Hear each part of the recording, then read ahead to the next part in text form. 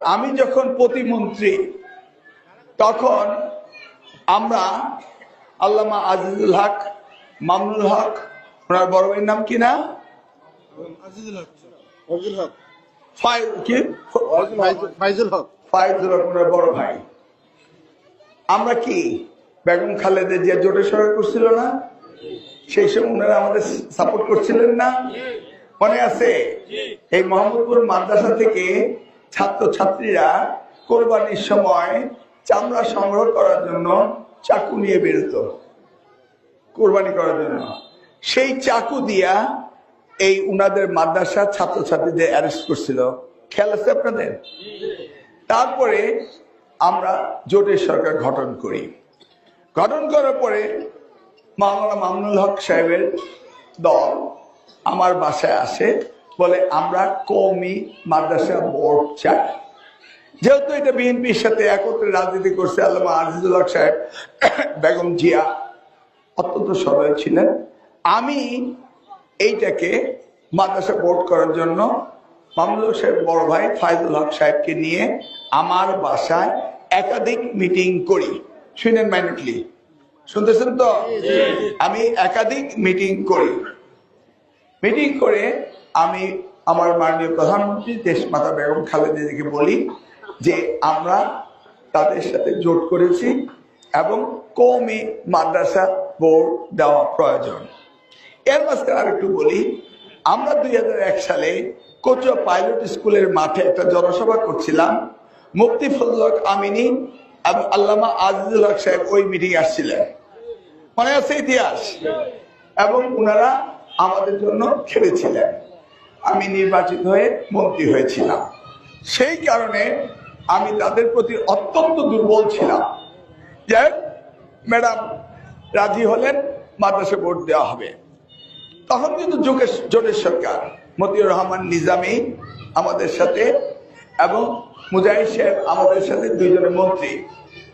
তারা আমাদের মান্নান সাহেব আমাদের যে মন্ত্রী ছিলেন, মহাসচিব ছিলেন, এবং আমাদের ওসমান ফারুক সাহেবের সাথে ওরা কথা বলে এই বোর্ড যেন না হয় সেই জন্য আপ্রাণ চেষ্টা করেছিল দেলোয়ার হোসেন সাইদি সাহেব, মুজাহিদ সাহেব এবং নিজামী সাহেব। মাদ্রাসাগুলি ছিল জামায়াতুল মুদাসসিরিন, সেটা হলো বাহাউদ্দিন সাহেব মানে মাওলানা মান্নান সাহেব। ওরা থাকা মানে এটা বিএনপির একটা টিম ছিল, মাদ্রাসা শিক্ষক।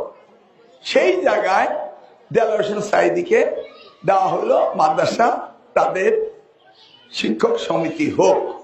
সেই থেকে মাদ্রাসাগুলি আস্তে আস্তে জামাতের দিকে যেতে শুরু করলো। আমি কিন্তু এটার ব্যাপারে বলেছিলাম এটা দরকার নেই।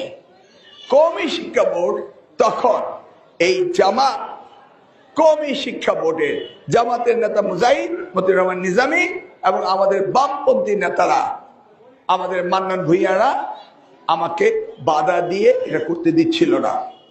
ম্যাডামকে বলে যখন এটা একটা করার প্রস্তুতি নিলাম, তারা তখন বাধা দিল। পরবর্তীতে এটা আটকিয়ে দিল এবং 96 শেষের দিকে আমি এটা দেশমাতা বেগম খালেদা দ্বারা জোর করে এই কওমি মাদ্রাসা বোর্ডটা করাই, গ্যাজেট নোটিফিকেশনটা করাই। কওমি মাদ্রাসা বোর্ড কি চেয়েছিল? তারা বলছিল যে আমাদের কোনো টাকা পয়সা সরকারের কাছে নিব না, কিন্তু আমরা যে এই কওমি শিক্ষা শিক্ষিত, আমরা সৌদি আরবে একটা মসজিদে ইমামতি করতে চাই, আমাদের সার্টিফিকেটটা গণপ্রজাতন্ত্রী বাংলাদেশ সরকারের কোনো সিল মোহর নাই। কথাটা বুঝছেন?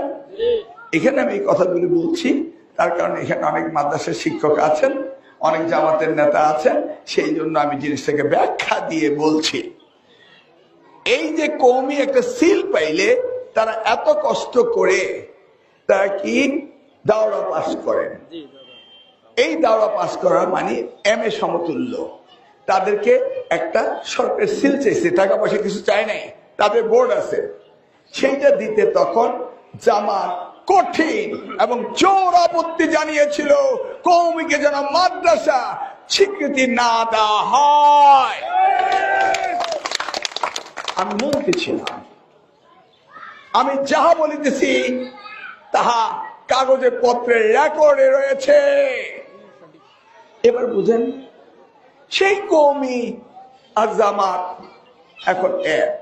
কিন্তু জামাত কচুয়াতে 200টার বেশি কওমি মাদ্রাসা আছে, তাদের কিন্তু নমিনেশনটা দেয় নাই। এরপরে আসেন, আমি এই দেশমাতা বেগম খালেদা জিয়ার ইবতেদায়ী মাদ্রাসার বই ফ্রি করা, তারপরে দাখিল পাস করে ঢাকাতে ভর্তি হওয়া, আলেম পাস করে বিশ্ববিদ্যালয়ে ভর্তি হওয়া, ফাজেল কামেলকে কুষ্টিয়া ইসলামিক ইউনিভার্সিটিতে নেওয়া, তাদেরকে ডিগ্রি আর মাস্টার ডিগ্রি সম্মানে দেওয়া, বিশেষ পরীক্ষা দেওয়া, সব কিছু আমরাই করেছিলাম। কিন্তু কওমিকে তারা করতে দেয় নাই। আমি আবারও কথা দিচ্ছি, যদি আপনাদের ভোটে নির্বাচিত হই, তারেক রহমান তো ইনশাল্লাহ আমাদের দেশের সরকার প্রধান নাকি?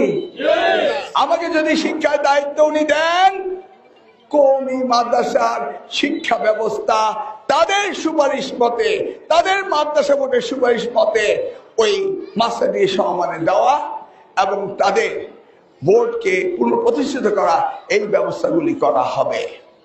কেন? তার কারণ হলো তারা কি বাংলাদেশের সন্তান না?